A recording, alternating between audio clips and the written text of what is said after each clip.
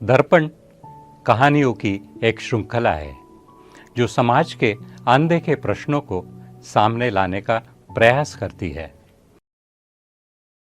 आज की कहानी सुख का सौदा, आनंद की थाली। एक दिन जंगल सभा लगी थी।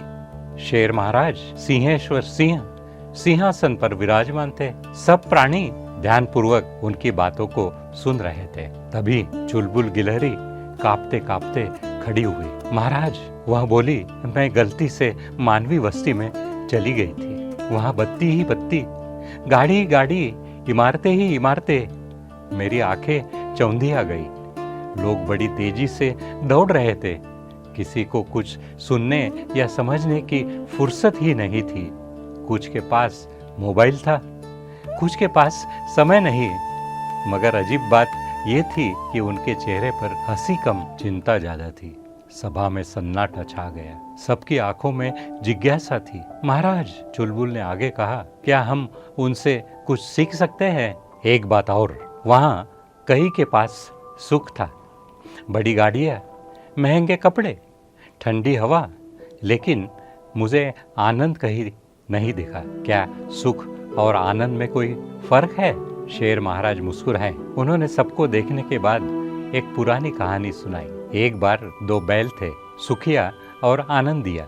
सुखिया को राज बढ़िया चारा, चमचमाता खूर और आराम की नींद मिलती थी, लेकिन उसे दिन भर अकेले बंधा रहना पड़ता था। कोई बातचीत नहीं, कोई खेल नहीं। आनंदिया का जीवन साधारण था। सूखा चारा, कभी कभी कीचड़ भरे रास्ते, लेकिन वो हर दिन अपने दोस्तों के साथ खेत जोतता, गाता, नाचता और रात को थककर चैन की नींद सोता।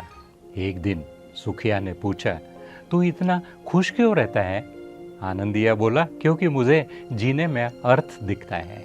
मैं मेहनत करता हूँ, साथ निभाता हूँ, हंसता हूँ और उसे बांटता हूँ। सुख तो बाहर से मिलता है।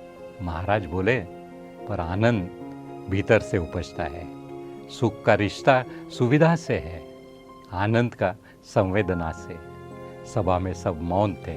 उल्लू गुरु बोले, हम सीख सकते हैं कि प्रगति जरूरी है, लेकिन वह समरसता, सह अस्तित्व और संतुलन के साथ होनी चाहिए। चुलबुल ने सिर हिलाया।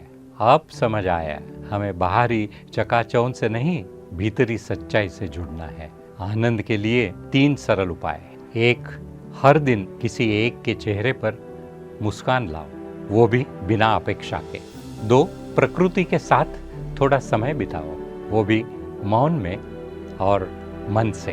3, कृतज्ञता की सूची बनाओ, जो है उसका मूल्य समझो। तो हम क्या सीख सकते हैं इस कहानी से? सुख संग्रह से आता है, आनंद साझा करने से। सुख छाया है, आनंद प्रकाश। और उस दिन से जंगल में आनंद उत्सव हर पूर्णिमा को मनाया जाने लगा, जहाँ कोई भी अकेला नहीं रहता था, सब मिलकर जीते थे।